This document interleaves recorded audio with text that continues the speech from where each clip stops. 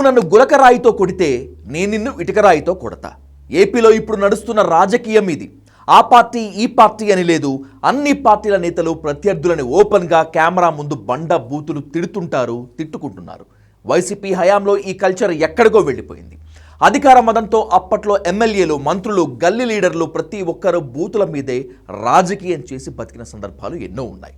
నిజానికి వైసీపీ ఓటమిలో ఆ నాయకుల నోటి దూల కీలక పాత్ర పోషించింది. టీడీపీ సారథ్యంలో కూటమి అధికారంలోకి వచ్చిన తర్వాత కూడా పరిస్థితి ఏం మారలేదు. అప్పుడు వైసీపీ వాళ్ళు ప్రత్యర్థులపై బూతులతో విరుచుకుపడేవారు. ఇప్పుడు టీడీపీ, జనసేన నేతలు రాజకీయ ప్రత్యర్థుల్ని బండ బూతులు తిడుతున్నారు. నాయకులు ఎలా ఉంటారో కింది స్థాయి కార్యకర్తలు కూడా అలాగే ఉన్నారు. గుంటూరులో అంబటి రాంబాబుకి టీడీపీ కార్యకర్తలకు మధ్య ఫ్లెక్సీల తొలగింపు వద్ద వచ్చిన వివాదం నోటిదూల రాజకీయానికి పరాకాష్ట. ఓ మహిళా టీడీపీ కార్యకర్త మాట్లాడిన మాటలు వింటే ఎవరికైనా ఒళ్ళు జలధరిస్తుంది.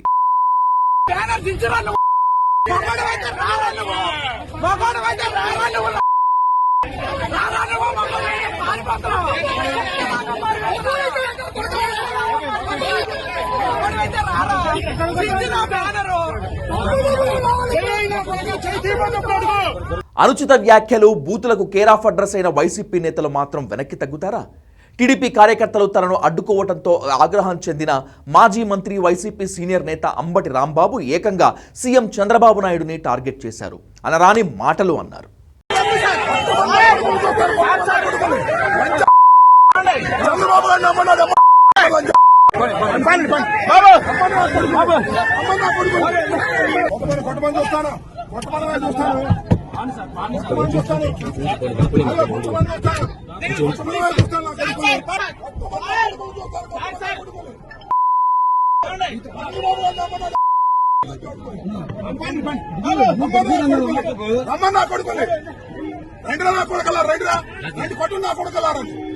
బూతుల విషయంలో తెలుగుదేశం, వైసీపీ నేతల్లో టాప్ టు బాటం అందరూ అనుభవజ్ఞులే.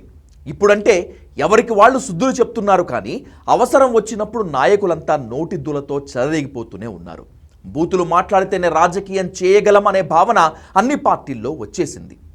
అందుకే సిగ్గుశరం లేకుండా యథేచ్ఛగా ఎవరినైనా ఎలాంటి మాటైనా అనగలుగుతున్నారు. అసలు రాజకీయాలంటేనే దూరంగా పారిపోయే జనం ఏపీ స్టేట్ లీడర్ల నోటి దూల, బూతులు చూసి దేవుడా ఈ రాష్ట్రం ఎటుపోతుంది అని నెత్తి నోరు బాదుకుంటున్నారు.